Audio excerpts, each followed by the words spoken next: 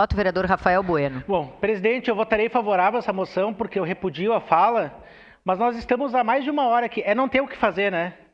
É não ter o que a Câmara de Vereadores fazer.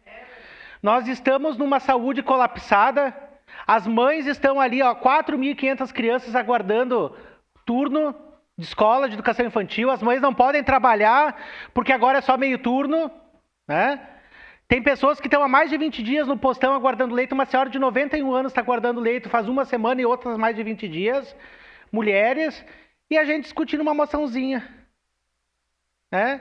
E eu não quero saber se é Lula ou se é Bolsonaro. Acho que nós temos que discutir os problemas que afetam... Agora uma falhinha.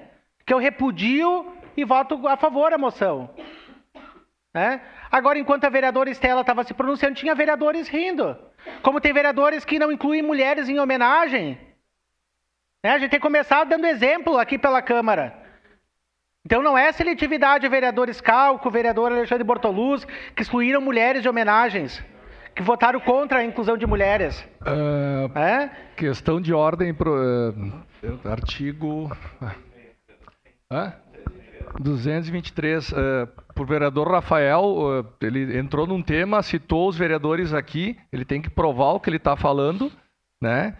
E eu acho que é descabido a fala dele. Eu quero que ele retire dos autos da casa. Não, vereador, vocês votaram contra a inclusão do nome de uma mulher numa homenagem. Vereador, vamos, conforme a questão de ordem anterior, vamos tentar nos ater a uma declaração de voto em relação ao que está em discussão. Ok, só estou fazendo minha fala, né, que quando a gente fala de mulheres, a gente não pode só olhar para um lado da história.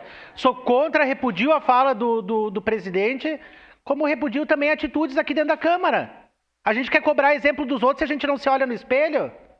Né? Só que assim, olha, o que eu mais falo, colegas vereadores, é a utilidade do tempo aqui da Câmara, porque isso tem custo, isso daqui não é um circo. Isso daqui tem custo. Tem custo da TV Câmara, tem custo de hora da intérprete, tem custo de taquigrafia, tem custos de luz. A gente podia estar lutando pelos interesses dessas mulheres que estão aqui, aqui na nossa cidade, precisando da nossa ajuda, e fico discutindo moçãozinha tosca dessa. Mas mesmo assim eu voto sim, presidente.